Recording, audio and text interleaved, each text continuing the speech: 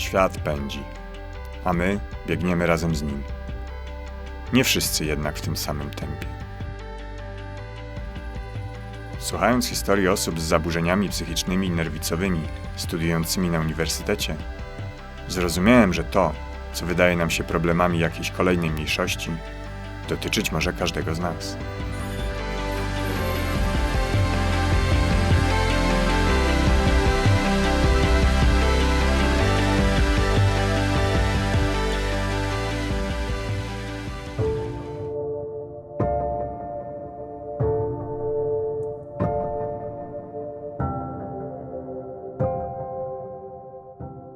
W większości to są osoby, które mają objawy zaburzeń psychicznych.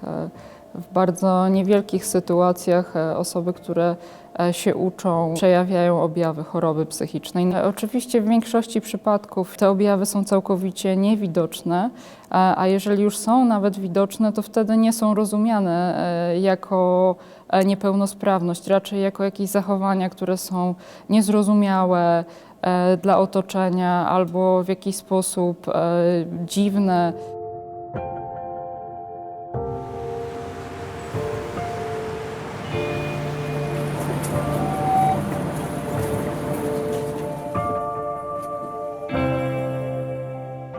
Kiedy ludzie słyszą, że macie zaburzenia psychiczne, od razu kojarzą człowieka z nożem, który biega po ulicy, albo wariata, który się rozbiera, nie? Słowa wariat używam tutaj celowo i używam go jako ja.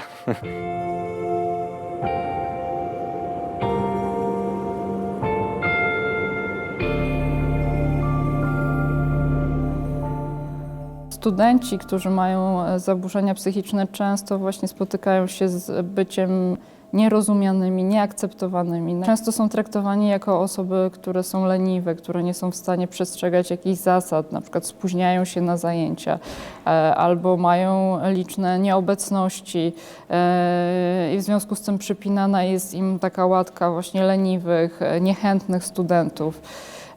Albo tacy studenci, którzy się rzadko udzielają na zajęciach, mają opinię właśnie takich, którzy nic nie wiedzą, nie angażują się, chociaż w rzeczywistości mogą dysponować bardzo dużą wiedzą. Też ich trudności w koncentrowaniu się, w skupieniu uwagi mogą być oceniane jako brak zainteresowania.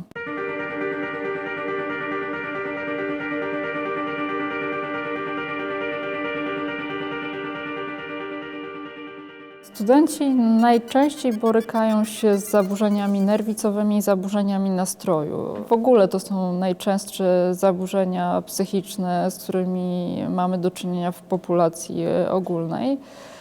Zaburzenia nerwicowe to na przykład zaburzenia lękowe, które utrudniają chodzenie w różne miejsca, poruszanie się swobodne po mieście, czy powodują konieczność wychodzenia z różnych miejsc właśnie z powodu doświadczanych objawów lękowych.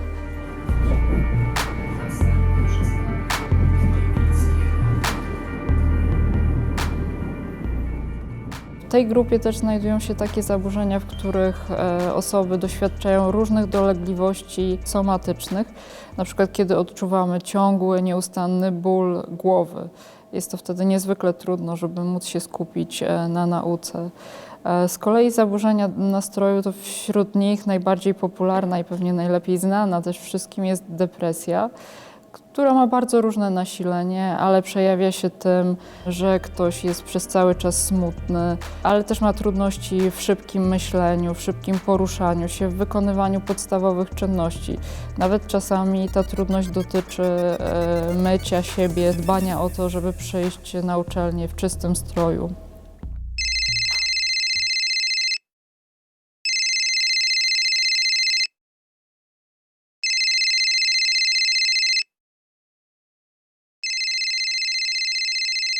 Często też wśród studentów występują zaburzenia osobowości, które polegają na tym, że te osoby mają trudności w nawiązywaniu czy utrzymywaniu relacji społecznych, ale też oceniają siebie w sposób bardzo odmienny od tego, jak oceniają je inne osoby. Na przykład są bardzo wobec siebie krytyczne, mają niską samoocenę.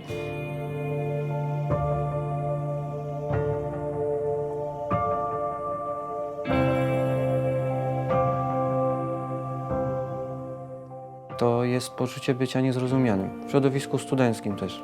Brak zrozumienia i jakby można pojawić nawet brak empatii trochę, ponieważ żyje się w ciągłym strachu przed oceną.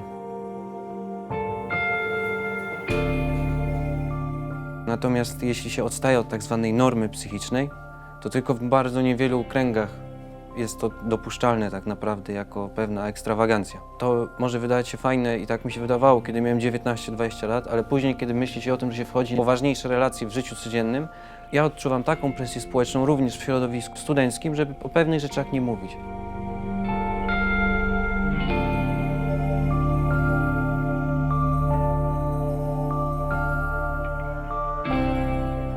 Moje doświadczenie też w pracy ze studentami pokazuje, że takie chociażby zaburzenie jak agorafobia, które polega na trudności w przebywaniu w miejscach, gdzie jest dużo ludzi, w przebywaniu w miejscach, które jest trudno opuścić, może przysporzyć danej osobie bardzo wielu problemów. Takie osoby mogą mieć trudność z tym, żeby dojechać na konkretny wydział, czy w konkretne miejsce, gdzie odbywają się zajęcia. Często się spóźniają, często muszą wyjść w trakcie tych zajęć, ponieważ doświadczają ataku lęku. A też w czasie, kiedy ten lęk jest obecny, nie są w stanie się dobrze skoncentrować na tym, co dzieje się na zajęciach.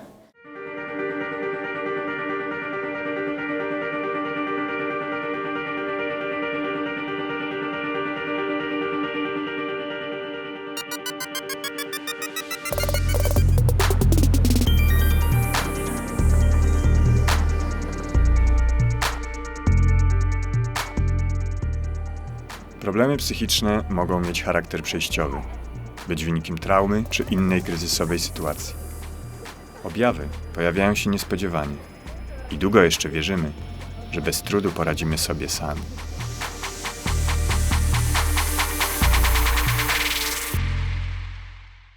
Problem raczej polega na tym, że ty nie możesz się skupić, tak? Że czasami po prostu pojawiają się jakieś myśli i po prostu to zabiera tobie całą koncentrację. Oprócz tego jeszcze możesz po prostu w pewnym momencie odczuwać jakąś taką apatię, że dlaczego mi ten egzamin, skoro nie potrafię sobie poradzić z jakąś taką prostą rzeczą. Po prostu opuścisz ręce i tyle.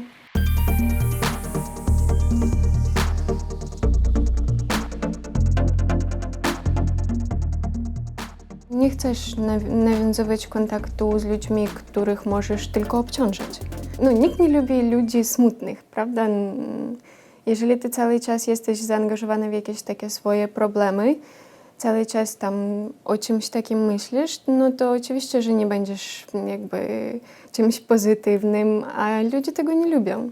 No, tak naprawdę to jest odczuwalne, że z czasem po prostu jak widzą, że nie masz humoru, tak, że z jakiegoś powodu nie chcesz tam na jakieś pójść spotkanie integracyjne, no to samo z siebie tak wycieka, że w pewnym momencie to się zrywa.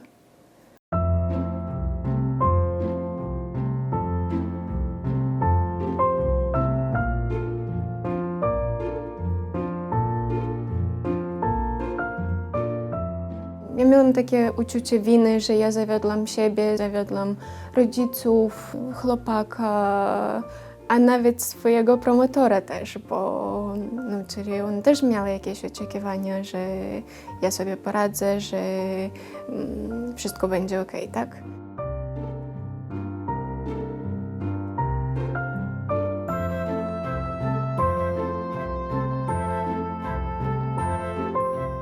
Zrozumiałam, że ja nie zdążę po prostu oddać pracę, bo musiałam jeszcze oddać na sprawdzenie. Po prostu zrozumiałam, że ja mam tydzień, to jest fizycznie już niemożliwe. Ja przyszłam do instytutu wtedy i no, też opisałam pokrótce, jakie problemy mam. I oni powiedzieli mi, że muszę skonsultować to z radcą edukacyjnym, jak lepiej to zrobić i jakie mam opcje, bo ja myślałam w tym momencie, że ja po prostu nie skończę tych studiów.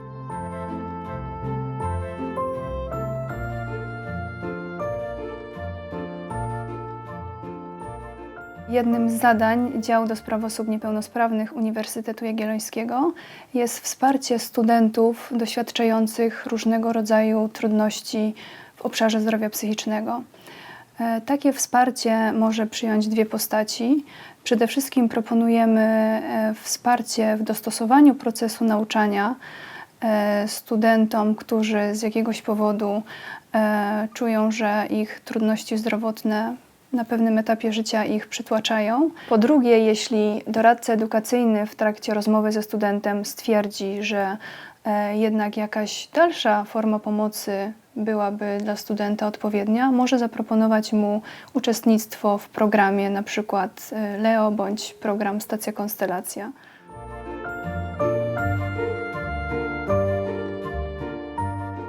Pracownicy DON-u, oni też jakby widząc stan emocjonalny osoby, która przychodzi po tej rozmowie, identyfikują na przykład to, czy ona potrzebuje jakiegoś wsparcia dodatkowego, czyli oni mogą skierować gdzieś do jakichś ośrodków. W moim przypadku to było ważne, bo ja jako cudzoziemka zupełnie nie wiedziałam, gdzie ja mogę pójść.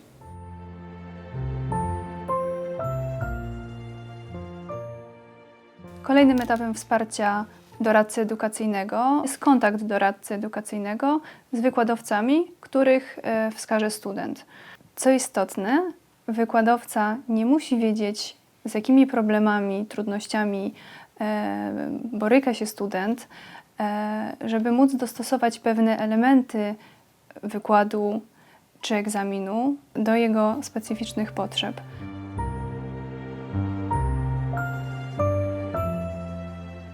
Kiedy mam nieobecność i spowodowaną wizytą u lekarza, czy mam czas, kiedy się gorzej czuję, nie muszę każdemu wykładowcy powtarzać, że co ze mną jest i spowiadać mu się ze swojej choroby. Robi to wszystko DON. Mam indywidualne podejście przez to, że zezwalam im tutaj na operowanie moimi dokumentami i oni to załatwiają z dziekanem bezpośrednio.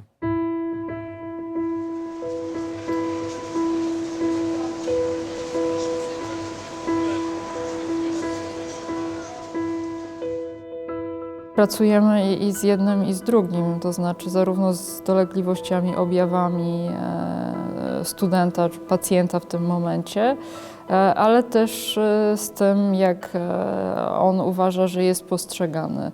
Zarówno z jego przekonaniami, bo też osoby z zaburzeniami psychicznymi niekoniecznie spotykają się z przejawami stygmatyzacji, ale już same wiedząc, że mogą być stygmatyzowane, często wycofują się z aktywności, wycofują się z kontaktów społecznych, wycofują się z relacji z przyjaciółmi, bojąc się tej stygmatyzacji, bojąc się, że zostaną odrzucone.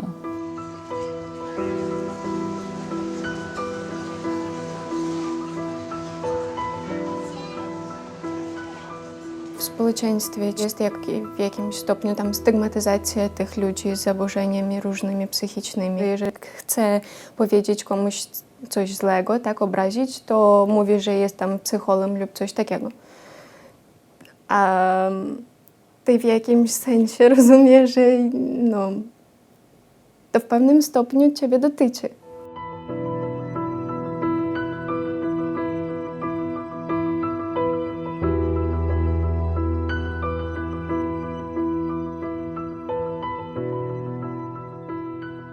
Zawsze pojawia się pytanie, a co dokładnie?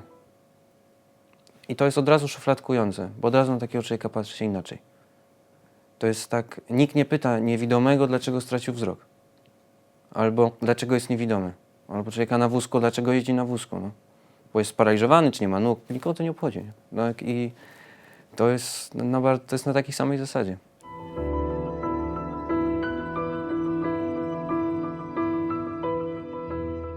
Najczęstszy stereotyp, który się powtarza, to to, że te osoby są agresywne i niebezpieczne. W rzeczywistości tylko niewielki procent osób z zaburzeniami psychicznymi jest agresywny.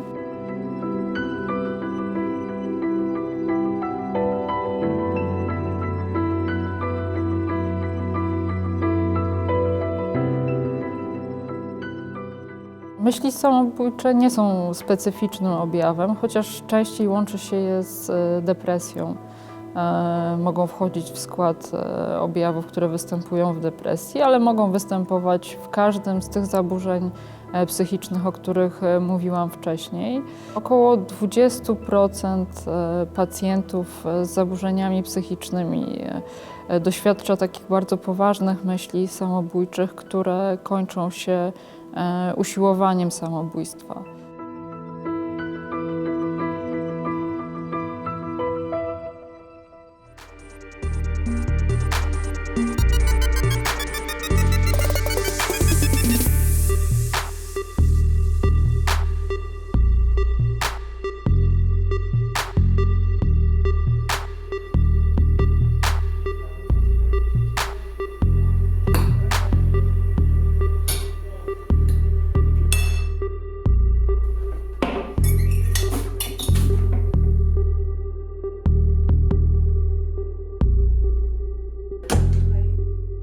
Zaburzenia odżywiania też należą do grupy zaburzeń psychicznych, chociażby przez to, że osoby te mają zniekształcony obraz swojego ciała. Poza tym to wyniszczanie własnego organizmu poprzez głodzenie się, poprzez dążenie do takiego bardzo przerysowanego perfekcjonizmu odnośnie wagi doprowadza też do pogorszenia po pewnym czasie funkcjonowania mózgu, który odpowiada za zdolność uczenia się, przyswajania informacji.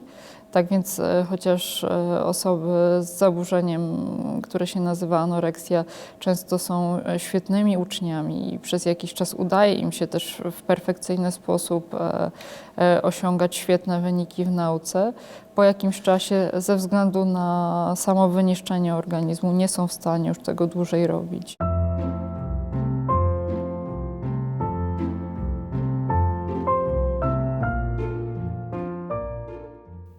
W dorosłym życiu człowiek wstydzi się słabości i niedopasowania do norm. To pewnie odwieczna cecha ludzkiej natury. Ale czy możemy sobie pozwolić na odsunięcie słabości poza nawias naszego życia? Jeżeli wcześniej tam o takich rzeczach jak depresja tam, albo zaburzenia nerwicowe, to wszystko było przechowywane, ludzi po prostu zamykano w domu, żeby nikt ich nie widział i tyle, tak? To teraz już przechodzimy do tego, że ten sposób nie działa, tak? To nie jest rozwiązanie zupełnie, że te osoby potrzebują tak samo jakiejś inkluzywności instytucji i że to jest właśnie też sposób leczenia, tak? Bo często ludzie z depresji wychodzą poprzez jakieś interakcje.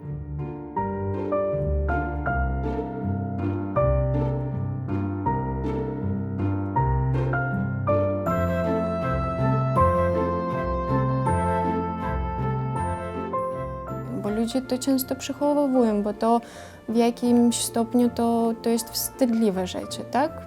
Są choroby, o których się nie mówi. W tym świecie, tak, to nie jest modne pokazywać, że jesteś słaby, że jesteś człowiekiem po prostu. Jakby tego się unika, naprawdę.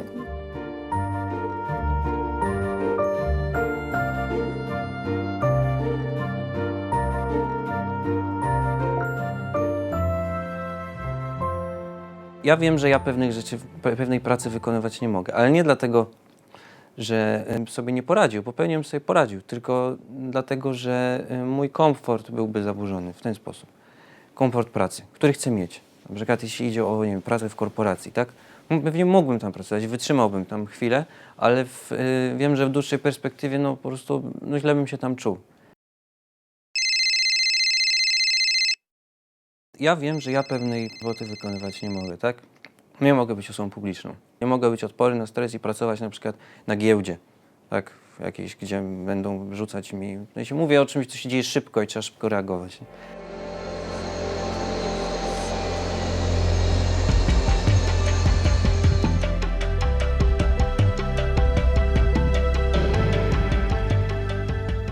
Większość osób z zaburzeniami psychicznymi doświadcza trudności tylko w jakichś określonych okresach swojego życia. Czasami to jest 1-2 epizody, które się już nigdy więcej nie powtórzą i nie będą zakłócały funkcjonowania danej osoby, czy to w pracy, czy w życiu osobistym. To, że ktoś doświadcza na przykład objawów fobii społecznej i odczuwa tremę przed występem, nie oznacza, że ten ktoś nie może występować, że nie może prowadzić wykładów. I jest to też element terapii takich osób, żeby przezwyciężać czy radzić sobie ze swoimi trudnościami.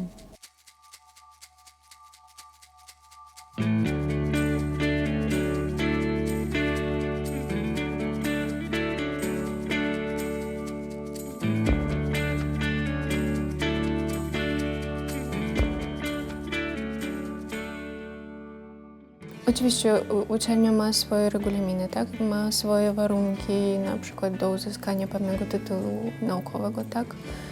Ale to jest potrzeba jakiegoś podejścia takiego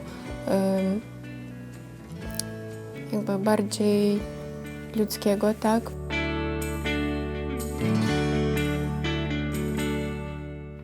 Ogólną ideą przyznawania adaptacji na uczelni jest wyrównywanie szans edukacyjnych, czyli umożliwienie osobom, które mierzą się z różnego rodzaju trudnościami zdrowotnymi, w tym z zaburzeniami psychicznymi, ukończenie studiów, zdobycie wyższego wykształcenia. W tym celu niezbędna jest pewnego rodzaju elastyczność ze strony wykładowców, czyli można powiedzieć wyjście poza utarte schematy działania. Elastyczność taka może się przejawiać m.in. w formie dostosowania egzaminu do potrzeb studenta z trudnościami psychicznymi.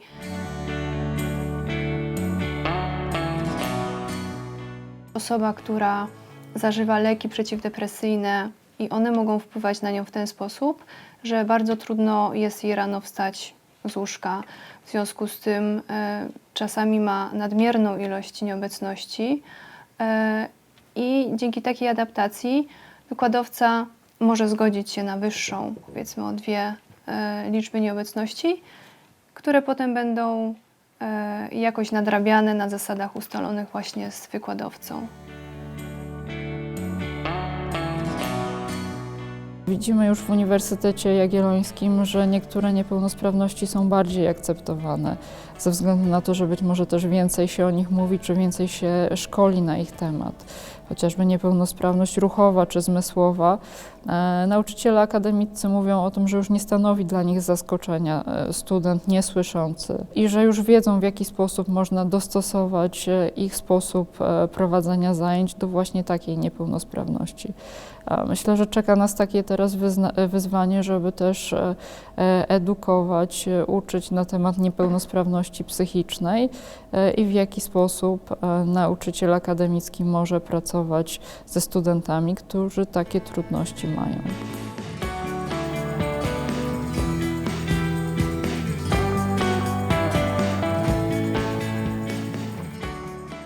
To, że ludzie mają zaburzenia psychiczne, nie oznacza, że nie są mocni psychicznie. To jest pierwsza rzecz, moim zdaniem. To znaczy, moim zdaniem, jest wręcz przeciwnie.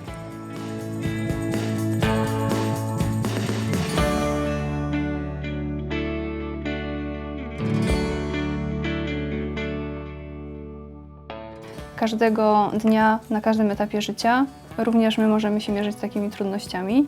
Każdy z nas może sobie przypomnieć jakąś osobę z życia publicznego, o której wiemy, że zmagała się z zaburzeniami psychicznymi. Takim sztandarowym przykładem, myślę, jest John Nash, genialny amerykański matematyk, który jednocześnie zmagał się ze schizofrenią paranoidalną. Można podać przykład również Winstona Churchilla, który przez dużą część swojego życia chorował na depresję. Jest oczywistym, że gdybyśmy próbowali wyeliminować osoby zmagające się z trudnościami psychicznymi z naszego życia społecznego, byłoby to z wielką stratą dla nas, dlatego że pełnią bardzo ważne role społeczne.